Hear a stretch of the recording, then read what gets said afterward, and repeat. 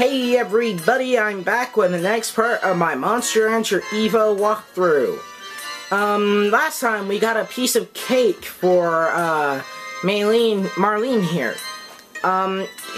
You try to give it to her, but she'll say you're too late and says we can keep it. The cake isn't really that useful and you can sell it again for some money, but you won't get the original amount. Just like Pokemon, you get half of the amount of what you buy for. Okay, so this episode I'd like to explain a little bit more about how monsters train. As you can see, my Perora right now is doing push-ups with one finger on each hand. That's how badass he is. Depending on the training gadget they have, when you go into the show, they'll have one of these three things called an Okaroko egg. The easiest ones to work with are greens.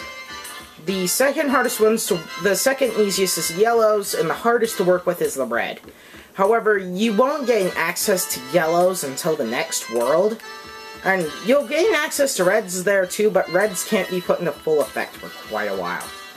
So, let's just skip to next week so I can show you what happens. Every week, there's a meeting. And Alex will give you, Albert will give you advice. Now, I would like to share some hints and precautions about raising your monsters. Let's see now. Yes, first I'd like to talk about precautions for the tent. If you go to the tent, you can see how your monster's training is going. But you can't just sit back and watch. If a monster skips his training, it means that his fatigue or stress levels are getting quite high. If you keep working him, he might get injured or sick. So talk to your monster and try and care for him in a kind of way that will avoid those kind of problems. Basically, you want to talk to your monsters every day in order to make sure that they are happy as possible. Again, my monster's doing push-ups, but as you may have seen back in the meeting, you'll notice that the motivation under next program and performance, the M and the O have become yellow. If you choose the right policy for training your monsters, more of that will fill up. That's basically like a percentage bar of how motivated it is, obviously. The higher it is, the better the performance, and also when you breed your monsters when their life is over, this will actually affect their,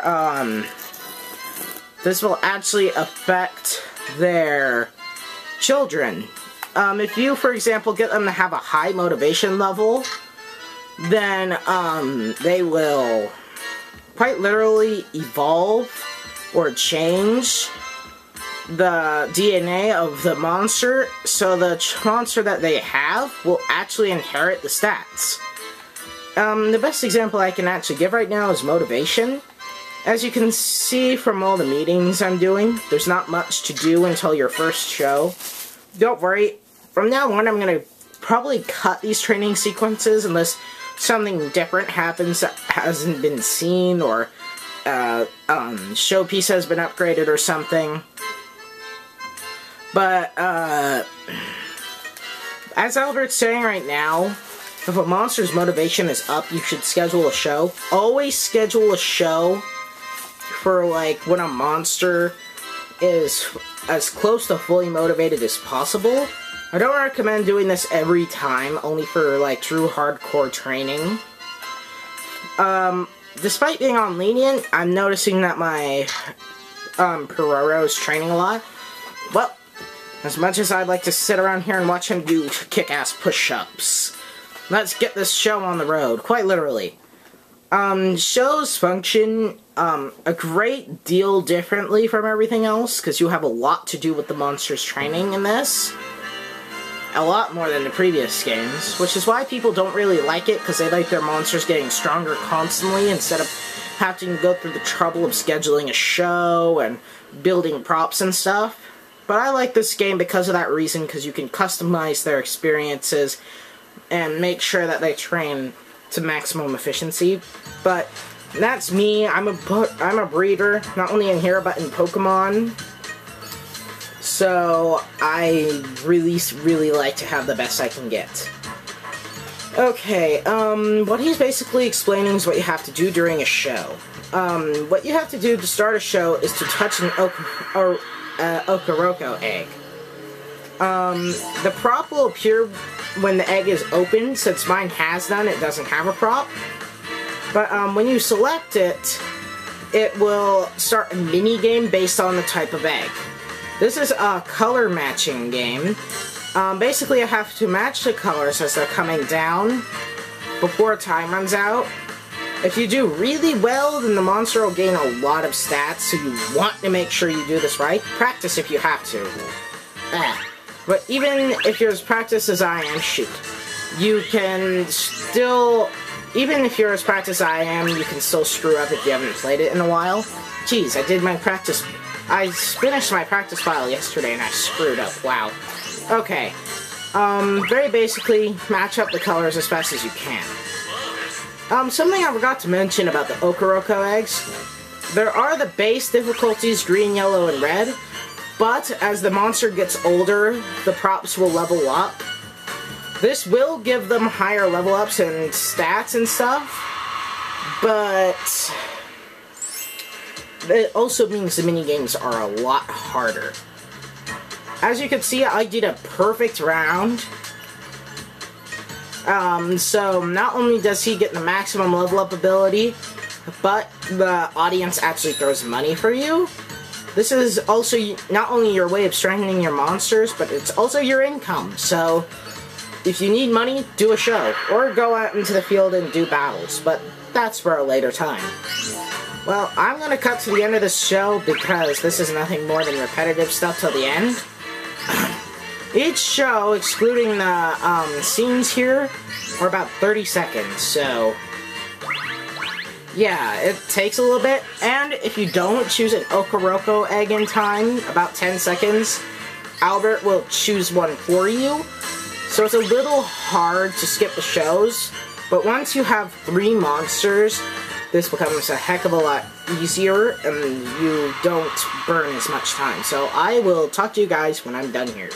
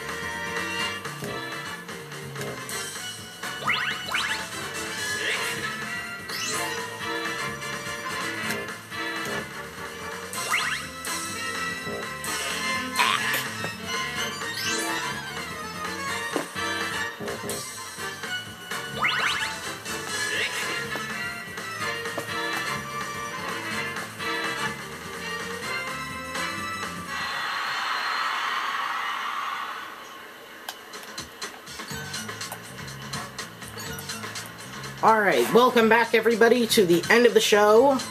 At the end of the show, everyone will bow in a very, very glorious way, obviously. I swear, they make these shows over-dramatic and too long, personally, when I just want to get everything done, but either way, it's how you strengthen your monsters, so I'm probably going to be skipping over this.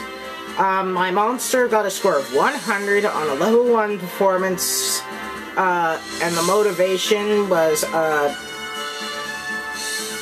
very close to 2/3 full.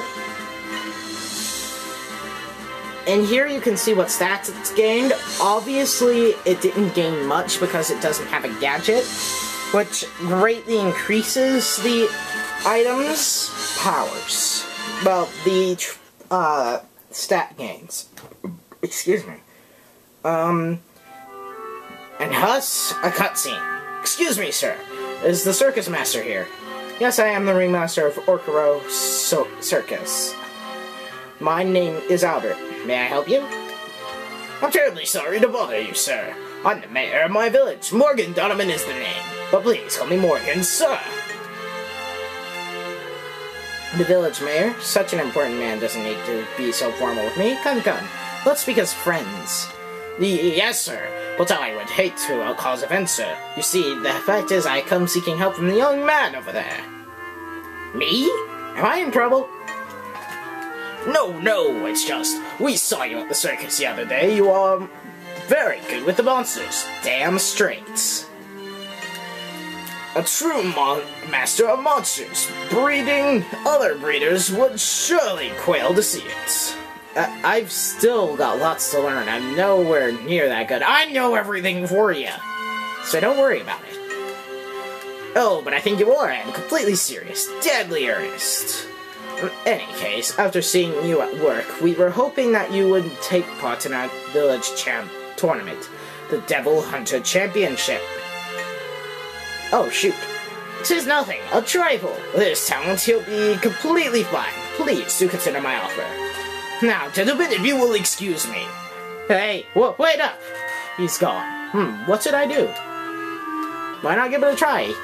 You know, Zack and Jack make a fine combination. Damn straight. You would be good in a battle, I'm sure. Think